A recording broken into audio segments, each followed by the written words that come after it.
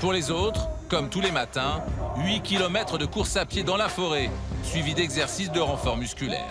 Regardez-moi avec des tueurs là. Avec fermeté, l'adjudant Azevedo façonne les stagiaires. Si vous voulez soupir, changez de métier là. C'est clair ou pas? Oui, si. Ce qu'ils recherchent chez eux, c'est la rusticité. C'est une des spécificités de la Légion. Un mélange de force morale et d'endurance physique face aux épreuves. En période de guerre, elle sera leur meilleur atout. Combien on a fait? 150. Combien? 150. Combien il reste? Autant que vous voulez. Là, il commence à changer. Ça commence à devenir des tout petits jaguars. Au début, c'est des chatons. Mais déjà, un chaton à la Légion, c'est quelque chose. Hein. C'est un voile dur. C'est pas des chatons. C'est pas un chaton tel. C'est un chaton quand même d'un bébé jaguar. Quoi. Donc, il y a de quoi faire. Mais c'est pas ça que je veux. Moi, je veux vraiment des jeunes jaguars adolescents, plein d'ignacs, qui ont envie de prendre la place des anciens, quoi. Prendre la place d'AMF et un jour peut-être la mienne, qui sait. Hein. Combattre en forêt nécessite aussi certaines connaissances. Savoir abattre un arbre, par exemple. Pendant une semaine, les stagiaires apprennent à tronçonner. Cette partie de la formation est encadrée par le sergent-chef Cobel. Et côté discipline, il n'a rien à envier à l'instructeur Azevedo. 1 minute! Je sais vous, je commencerai peut-être à m'activer. Marchez, marchez, vous avez raison. On va se faire plaisir ensemble. Arrête de couiner. 5 secondes. Il reste pas grand-chose à faire. Est-ce qu'on va y arriver?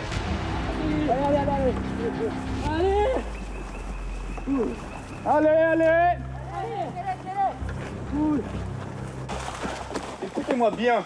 La première et dernière fois que je vous dis ça. Vous n'êtes pas en vacances ici. Vous n'êtes pas en vacances. Foutez au repos correctement. Vous n'êtes pas en vacances, Ekokovic. C'est pas, vous êtes venu ici, mais j'ai choisi mon activité. L'activité que vous faites, c'est moi qui vous dis de la faire. Vous voulez marcher? Ça, c'est votre problème. Maintenant, vous transpirez comme des fous. Pour rien. Ça va plus se passer très bien.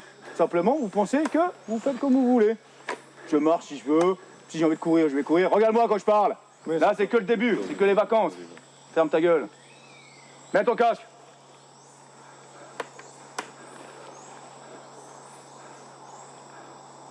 Première et dernière fois, quand on vous dit de courir, vous courez. Sinon, retour à Kourou. Là, c'est vous qui dites, vous allez voir l'adjudant, trop dur, je rentre. C'est bien compris? Oui, c'est ça. L'abattage d'arbres fait partie des compétences de ces soldats en Guyane. Au prix de nombreux morts, les légionnaires réalisent routes et ponts pour la France. Dans les années 70, ils ont déboisé et construit la route principale allant de Cayenne jusqu'au Brésil. Des travaux périlleux, 22 légionnaires ont trouvé la mort sur ce chantier. Cette particularité leur vaut le surnom de soldats bâtisseurs.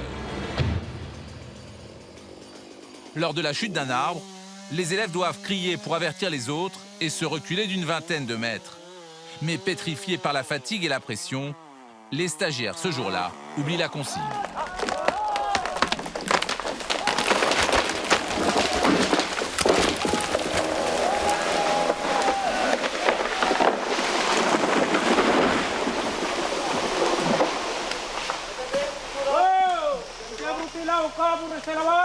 Bande de mongolitos!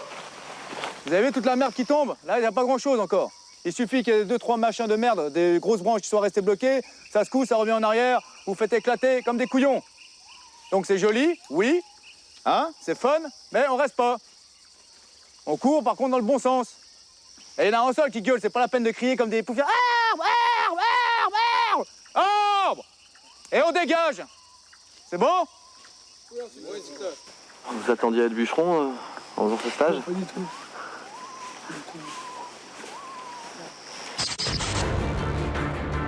Aujourd'hui, les légionnaires de Guyane sont surtout envoyés dans la jungle comme éclaireurs. En soutien des douanes et de la gendarmerie, ils détruisent les campements des trafiquants, très organisés, souvent armés. Ces trafiquants sont en majorité des orpailleurs clandestins, des chercheurs d'or. Et avec la flambée du cours du métal jaune, cette activité illégale est en pleine expansion. Les orpailleurs clandestins utilisent du mercure, un puissant toxique qui pollue les fleuves. Mais surtout, ils détruisent la forêt sur d'immenses territoires. Avec 7 ans de contrat à la Légion, Karim est le plus expérimenté du groupe. Il a combattu dans les montagnes afghanes sous les ordres de l'adjudant Azevedo. Pour lui, cet exercice est une surprise. Ils ne s'attendaient pas du tout à jouer les bûcherons. Ça, c'est le genre de truc qu'on ne l'apprend pas en métier militaire, quoi. Nous, on sait qu'au combat, ça c'est de plus pour faire dégager le plus possible dans des zones dangereuses, quoi. Dans la forêt, de redoutables épines piquent à la moindre minute d'inattention. Au sol, migales et serpents grouillent dans les feuillages. Mais l'enfer, c'est surtout la chaleur. Avec 8 kilos à bout de bras, 40 degrés à l'ombre, sous les casques et les combinaisons de sécurité, l'exercice prend rapidement une allure de sauna.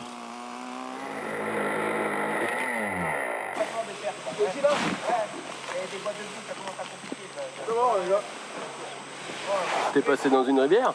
Non, c'est la transpiration.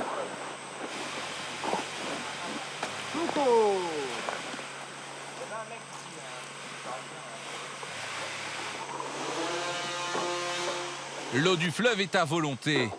Norbert ne manque pas de s'hydrater.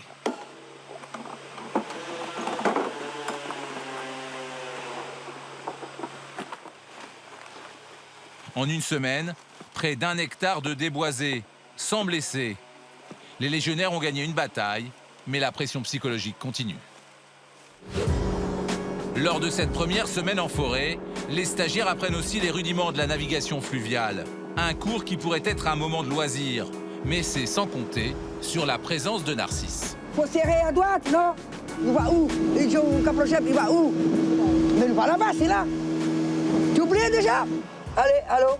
17, t'as dormi. Allez, 17, réveille.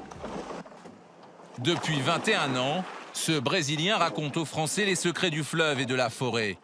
Il n'est pas militaire, mais ne s'en laisse pas compter lui non plus. À la moindre erreur ou signe d'endormissement, tout le monde finit à l'eau. Voilà, 17, réveille. Accroupis-toi, les gens ramassent. À 60 ans, ce guide a passé la moitié de sa vie dans la jungle guyanaise. Il la connaît sur le bout des doigts. Les anacondas qu'il croise assez souvent, comme ce gros spécimen de plus de 5 mètres, ne l'effraient pas. La rivière Mataroni en est pleine. Il faut là-bas. Il faut à droite. La Mataroni, j'ai déjà une carte tracée dans ma tête. Qui joue canoë, ça, c'est pas un problème. L'objectif du cours, être capable de débarquer les troupes en quelques secondes. Un exercice compliqué. Tiens vers toi, comme ça, regarde. Oh putain de merde, pas des vents. Et pas toujours facile de saisir ce que Narcisse raconte. Ça va taper, ça va taper, ça va taper. Hein? Toi, tu fais 15 fois comme ça, tu vas casser un pirogue pour rien. Voilà, comme ça, la pirogue est cochetée. Comme ça, les gens, ils vont débarquer plus vite. Un stage de combat, c'est comme ça, boum, boum, boum, boum. Hein? Le Brésilien s'en moque. Quand il veut se faire comprendre, il n'hésite pas à donner de la voix. Tourne les poignets vers Caprochep. Tourne les poignets vers Caprochep. Tourne les poignets vers Caprochep.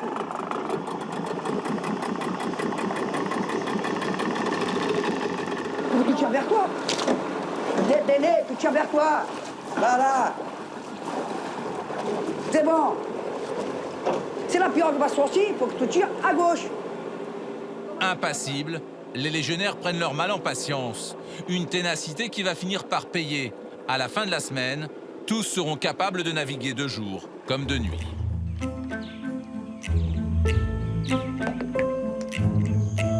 Retour au bivouac. Les stagiaires ont 45 minutes pour monter leur hamac et dîner. Interdiction de boire autre chose que l'eau du fleuve. Putain, j'aimerais bien une bonne bière. Interdiction de fumer, interdit de téléphoner. Le confort des soldats est réduit au strict minimum. Kevin, le plus jeune du groupe, reste positif. Qu'est-ce qui vous manque le plus là? Là, un bon chocolat chaud avec des céréales. On rêve le soir ensemble, non? On rêve pas beaucoup, on n'a pas trop le temps. Moi je dors, moi. Dès que je me couche, je dors. J'aimerais bien rêver, putain. Ce serait nickel, on n'a pas le temps. La plupart des stagiaires n'a pas revu sa famille depuis plus d'1 an. Coupé du monde, Stéphane le Hongrois se laisse prendre par la déprime. Qu'est-ce qui je manque? Les téléphones, en fait. Pour parler avec ma copine, avec mes familles, voilà, c'est tout. C'est pas, je manque pas de coca, de je sais pas quoi, ça va, mais le téléphone, justement. Parce que je sais pas, il n'y en a pas de nouvelles d'eux. Et ça m'inquiète un peu parce que mes parents, c'est vieux déjà. Et voilà, je sais pas qu'est-ce qu'il y a avec eux. Cadence infernale et remontrance commencent à peser sur le moral des troupes. Rémi, un des Français du stage, a le moral à zéro. Ça va le moral? On n'a plus de moral déjà. Ça y est, le moral il est fini là. Honnêtement. Qu'est-ce qui reste? Hein? Qu'est-ce qui reste? La volonté de vouloir tenir debout. Mais le moral il est plus là. Mais je dirais pas que le moral il est dans les chaussettes parce que même moi j'aimerais pas être dans mes chaussettes. Donc, voilà. Fini les repas à la cantine, au menu, ration militaire. Les quantités diminuent, mais pour Karim, Norbert et André, pas question de se laisser abattre. Nous, on n'avait même pas eu le temps de respirer, putain. C'est en avant. Allez, là-bas, là-bas, là-bas. Par contre, on a assez, c'est casse-couille, quoi. Eh, mais même pas la peine, hein. En plus, tu sais, il dit... Voilà, numéro 17, il dort. Allez, tout le monde à l'eau. Eh, calme. Allez, vous avez 10 secondes à finir tout ça, là, en avant. C'est bon, non? T'es sûr?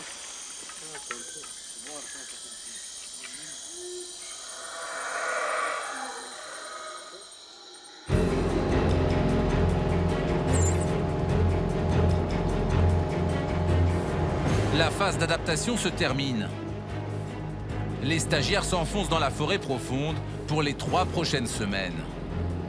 La partie la plus dure de la formation commence aujourd'hui. Ils arrivent sur la zone GES pour geste élémentaire de survie. Bon, là maintenant, on commence une nouvelle phase. Ici, nous, on est chez nous.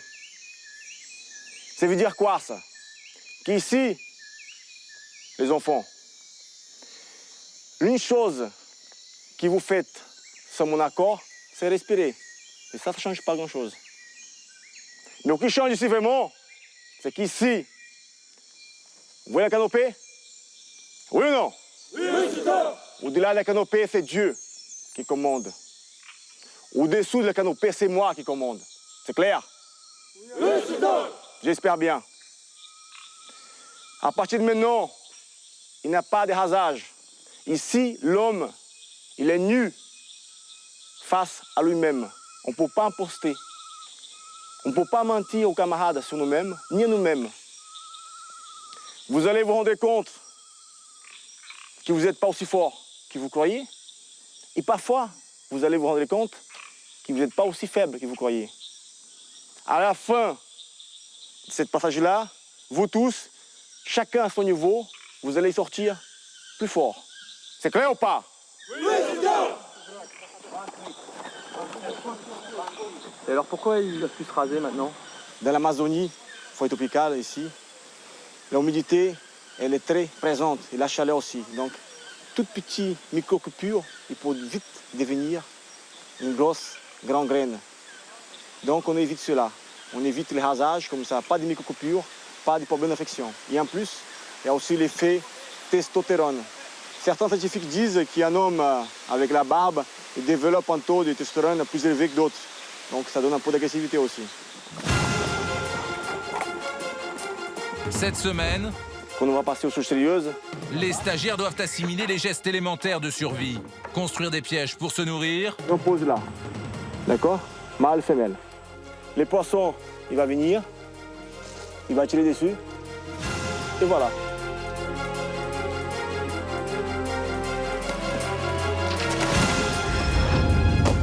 Allez-y. Utiliser la nature pour faire des radeaux de fortune ou se servir de leurs pantalons comme bouée de sauvetage. Ils vont s'entraîner à grimper au sommet d'un arbre, toujours sous la pression de l'adjudant Azevedo. Quand tu sautes, tu ne serres pas les pieds, tu l'écartes les pieds. Parce que toi, tu serres les pieds, et quand tu serres, qu'est-ce qui se passe? La corde, elle glisse vers l'extérieur. Réfléchis un peu, là. Et en plus, tu dois écarter les pieds pour qu'elle puisse rentrer. Si tu fermes, il ne va pas taper ici, il ne va pas rentrer. Il faut qu'il rentre, il faut qu'il coiffe l'arbre. Voilà, c'est mieux. C'est une méthode amérindienne. pour faire des points GPS dans la forêt. Ça sert aussi à faire des liaisons radio qu'on n'arrive pas à faire non plus, dû à la canopée, les relèves, tout ça. À récupérer des fruits, se nourrir, parce que les fruits, ils sont en haut. Et si on ne monte pas, on ne mange pas. Pousse bien sur la pointe des pieds, voilà, pousse bien sur la pointe des pieds. Monte les genoux le plus haut possible, tu pousses sur la pointe des pieds, colle bien la corde et tape chaque fois les pieds. Comme ça la corde elle reste bien en contact de l'arbre. Voilà. Encore, c'est bien. Hein, t'as pas faim on dirait, hein? Ah bah il faut monter. Et là, s'ils n'y arrivent pas, qu'est-ce qui se passe? S'ils n'arrivent pas, déjà ils mangeront moins que les autres qui arriveront. Un des cours les plus importants de la semaine est donné par Narcisse. Le temps d'une balade, les légionnaires apprennent à utiliser des végétaux inconnus pour survivre. Dans la jungle, l'eau potable est partout. Il suffit de savoir où elle se cache. Vous te baissez, tu baisses. Regardez bien, tu vois, regarde, ça c'est les plantes là. Et vous pouvez récupérer ça. Je peux me dire.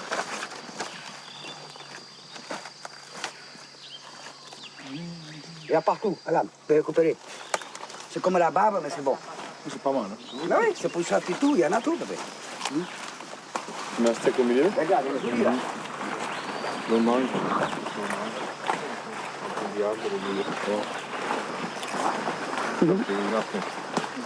Voilà, une liane qu'on appelle liane tortue.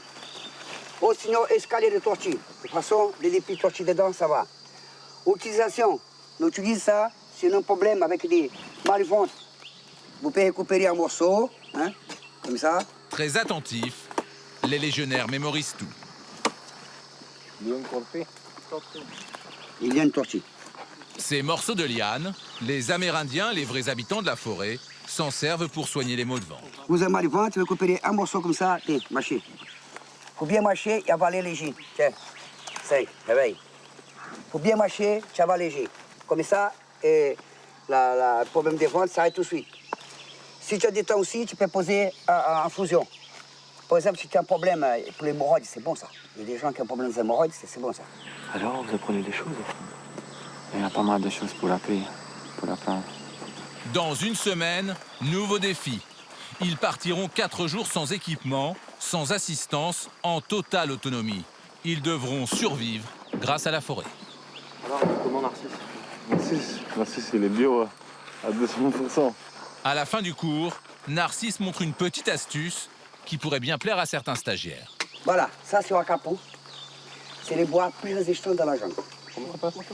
Wakapu.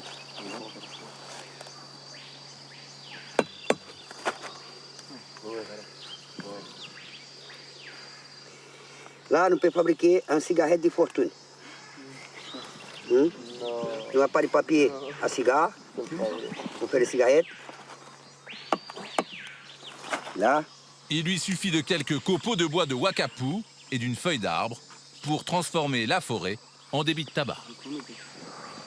Bar, restaurant, pharmacie et même débit de tabac, lorsqu'on sait où chercher, la forêt permet de vivre en autosuffisance. Voilà, une cigarette pour dépannage, pour dépanner. Il faut allumer parce qu'elle est humide. J'ai chez moi des lianes à cigares. Je les démets jamais. Là, c'est plus efficace. Ici, la jungle, c'est le magasin de Dieu. Hein? Il y en a tout, il y en a tous. Il faut connaître. Hein? Et après, tu peux chercher, que tu peux trouver. Les élèves sont maintenant armés pour faire leurs courses, tout seuls dans la forêt.